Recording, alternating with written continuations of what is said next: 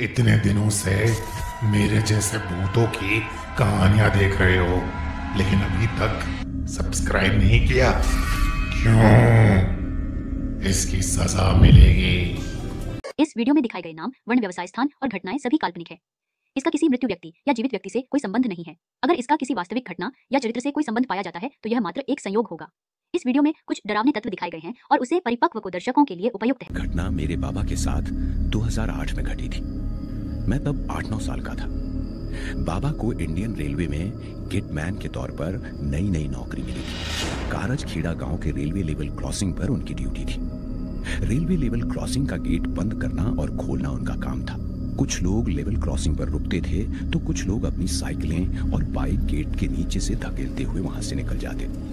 बाबा उन्हें रोकने की कोशिश करते थे, लेकिन कुछ लोग उनकी बात नहीं मानते थे। कुछ महीने तो ठीक ठाक गए, लेकिन एक रात बहुत ही भयानक और दर्दनाक घटना घटी। ट्रेन बस 10 मिनट में ही लेवल क्रॉसिंग से गुजरने वाली थी। बाबा ने गेट बंद कर दिया था। वैसे तो रात को लेवल क्रॉसिंग से कोई गुजरता नहीं था। एक आध बार 1-2 आदमी वहां से गुजरा करते थे। बाबा कुर्सी पर रूम के कॉरिडोर में बैठे थे, तभी एक कार उन्हीं के साइड पर लेवल क्रॉसिंग पर आकर रुकी।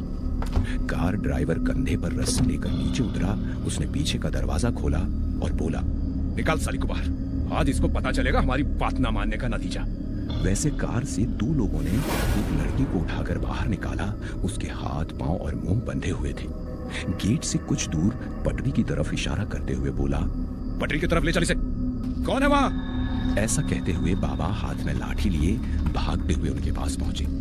बाबा उनमें से एक आदमी के सर पर लाठी तानते हुए बोले, लड़की को छोड़। तभी ड्राइवर ने उनके गले पर छुरी रख दी। क्या बे फटीचर, खुद को बड़ा 30 मार खा समझता है? बाबा को उन लोगों से शराब की बदबू आई। तुम ये ठीक नहीं कर रहे हो। अपने नशे से होश में आकर देखो। तुम इस लड़की को मारने वाले हो। बेवकूफ नहीं हमें पता है हम क्या कर रहे हैं। राजू, ले चल इसे भी अपने साथ में। और फिर वो तीनों उन्हें और उस लड़की को पटरी के पास ले आए। बाकी 2 आदमी उसे रस्सी से पटरी पर बांधने लगे। वो बेचारी लड़की चिल्ला रही थी, बाबा से मदद की भीख मांग रही थी, लेकिन बाबा कुछ नहीं कर सकते थे क्योंकि उनकी गर्दन पर छुरी थी। उन्होंने लड़की को पटरी से बांध दिया। छोड़ दो उसे वरना। बाबा आगे बोलते हुए रुक गए क्योंकि उनके दिमाग में मेरे और आई के बारे में ख्याल आया। दूर से ट्रेन की हॉर्न की आवाजें आ रही थी। ट्रेन बस कुछ ही किलोमीटर दूरी पर थी। वरना क्या बे, क्या कर लेगा तू? ए बबन सिन्हा, इसे भी लड़की के बाजू में बांध दे। ये सुन वो दोनों बाबा की तरफ बढ़े, लेकिन तभी बाबा ने ड्राइवर को धक्का मारा और वहां से भागे और अपनी साइकिल निकालकर गांव की तरफ चले। तभी ट्रेन वहां से गुजरी। जब बाबा गांव के कुछ लोगों के साथ लेवल क्रॉसिंग पर पहुंचे तो वहां पर कार नहीं थी। वो पटरी पर पहुंचे तो वहां पर उस लड़की की कड़ी लाश दिखाई दी। ये देख बाबा काफी रोए। उन्हें बहुत दुख हुआ कि वो उस लड़की की जान नहीं बचा पाए। उन्होंने पुलिस को उन 3 आदमियों के बारे में बताया। लाश की कोई भी पुष्टि नहीं हुई क्योंकि उसका चेहरा कुचला गया था। इधर बाबा उस हादसे के कारण काफी सदमे में चले गए थे। वो जब भी सोने की कोशिश करते, उनके सपने में वो लड़की आती और उन्हें घसीटते हुए पटरी पर लेकर जाती। बाबा उससे माफी मांगते, लेकिन वो लड़की उन्हें ट्रेन के नीचे ले जाती और फिर बाबा सपने से बाहर आते। वो ड्यूटी पर शराब पीने लगे थे क्योंकि उन्हें लेवल क्रॉसिंग पर वो लड़की अक्सर दिखाई देने लगी थी। वो आई से कहते कि उन्हें वो लड़की दिखाई देती है। हर रोज जब ट्रेन वहां से गुजरती है तो वो लड़की पटरी पर जाकर सोती है। ये सुन आई काफी डर जाती थी। वो उनसे गेटमैन की नौकरी छोड़ने के लिए कहती, लेकिन बाबा नौकरी नहीं छोड़ते थे। दूसरी ओर काफी दिनों तक उस लाश की पुष्टि ना होने के कारण और 3 अपराधियों के बारे में पता न चलने के कारण केस बंद हो गया था। उनका बर्ताव किसी पागल जैसा हो गया था। आई और मुझे दोनों को बाबा की फिक्र हो रही थी। वो आई से कहने लगे कि उन्हें सच में वो मरी लड़की लेवल क्रॉसिंग के पटरी पर दिखाई देती है और अपनी बात साबित करने के लिए बाबा एक रात आई को अपने साथ लेवल क्रॉसिंग पर ले गए। जब रात के 2:30 बजे ट्रेन वहां से गुजरने वाली थी तो बाबा पटरी की तरफ इशारा करते हुए चिल्लाने लगे, वो देख, वो लड़की कैसे पटरी पर लेटे हुए मेरी तरफ मुस्कुरा रही है, देख। लेकिन आई को पटरी पर कुछ दिखाई नहीं दिया और वो भी बाबा को पागल समझने लगी। मैं छोटा था, इसीलिए मैं काफी डर जाता था। बाबा अक्सर मुझे अपने पास बुलाते और कहते, किशोर बेटे, सच में पटरी पर उस मरी हुई लड़की की आत्मा घूमती है। मैं पागल नहीं हूं।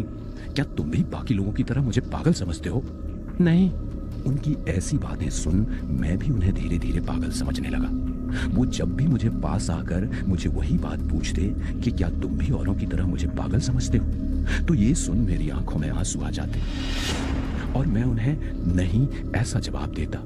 घर में काफी तनाव का वातावरण बन चुका था। मेरी आई बाबा का पागलपन देख अकेले में काफी रोया करती थी। लेकिन एक रात कुछ ऐसा हुआ जिससे मैं, आई और बाकी लोग समझ गए कि बाबा पागल नहीं है। एक रात बाबा लेवल क्रॉसिंग पर बैठे हुए थे। रात के 2:28 हो चुके थे। बाबा काफी नशे में थे और ट्रेन का इंतजार कर रहे थे। ट्रेन पास ही पहुंची थी और हॉर्न दे रही थी। तभी एक सफेद रंग की कार गेट तोड़कर पटरी पर जाकर रुकी। ये देख बाबा पटरी की तरफ भागे। उन्होंने कार के अंदर देखा तो शीशे पर उन्हें 2 लोगों के चेहरे दिखाई दिए जो मदद के लिए चिल्ला रहे थे। बचाओ! कोई बचाओ! बचाओ! शायद कार का दरवाजा खुल नहीं रहा था। बाबा ने उनके चेहरे पहचान लिए। वो वही 2 शराबी आदमी थे, राजू और सिन्हा।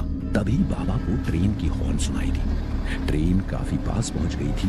बाबा जल्दी से गेट के बाहर पहुंचे और ट्रेन कार को कुचलकर वहां से गुजर गई। पटरी के दोनों तरफ कार का मलबा बिखरा पड़ा हुआ था। साथ में लाशों के टुकड़े बिखरे हुए थे।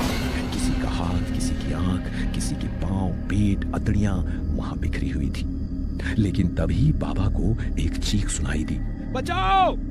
बाबा उस तरफ बढ़े तो उन्हें जख्मी हालत में एक आदमी दिखाई दिया। वो राजू था।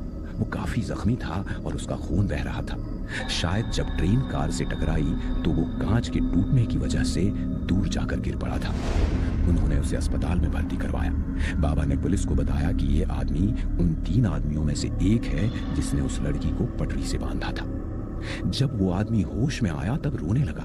उसने पुलिस को बयान दिया कि उसी ने उसके 2 दोस्तों के साथ उस लड़की का खून किया है। जब पुलिस ने उसे कारण पूछा तो उसने बताया कि वो और उसके दोस्त दलाली करते थे और उस लड़की से जबरन धंधा करवाना चाहते थे।